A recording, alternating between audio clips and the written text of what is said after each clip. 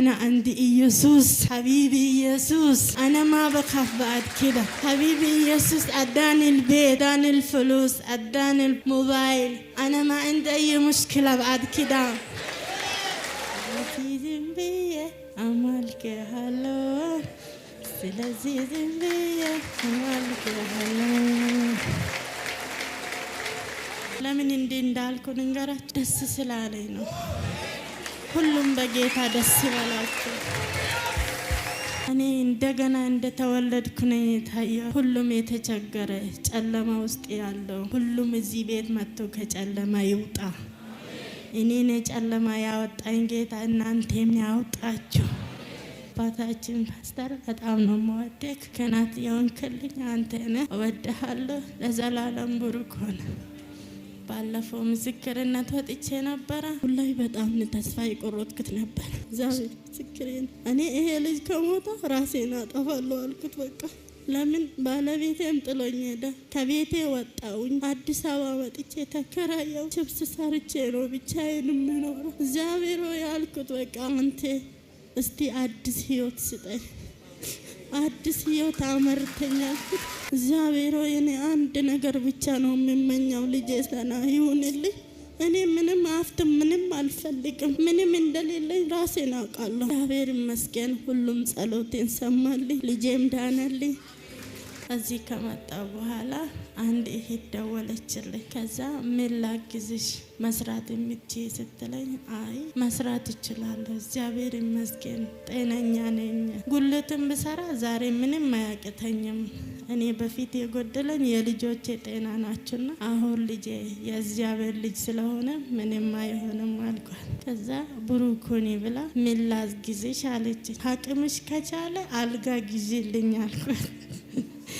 ከዛ እኔ ታዛዥ ነኝና አልጋ መግዛት አልችልም ግን የሆነ ቦታ ወስድሻለሁ እንዳለችኝ አዋሪ አደባባይ ሄድኩ ባለ አንድ መኝታ ኮንዶሚኒየም እግዚአብሔር አዘዘልኝ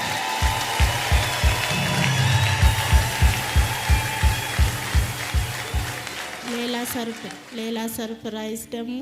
ቤቴ ውስጥ ቲቪ የለኝም ስላል የጂፒኤስ ፕሮግራም ለማየት ተዘጋጅቷል አልጋ የጠየቀችው ሴት 8ኛ ፎቅ ላይ ባለ አንድ መኝታ ኮንዶሚኒየም አገኘች እዚህ ቤት የመጣ ወድቆ አይቀርም እዚህ ቤት የመጣ ሳይቀና አይሄድም ሁላችሁም ይቅናችሁ በቃ አልጋ ማያስፈልገኝም ከፈለኩ መሬትም እተኛለሁ ደግሞ 38 አመት ልደቴ ነው ዛሬ ይኸው በልደቴ ቀን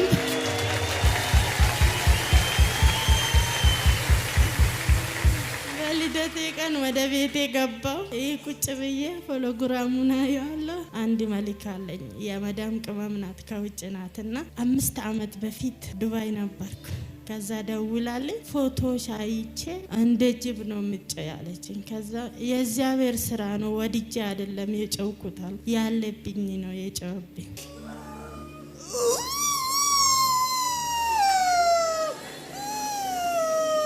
ከዛ የሷ መዳም ደግሞ በስልክ ያወራችኝ ነበር ለሷ መልእክት ምንድነው መሰላችሁ በአረበኛ ነው ማወራት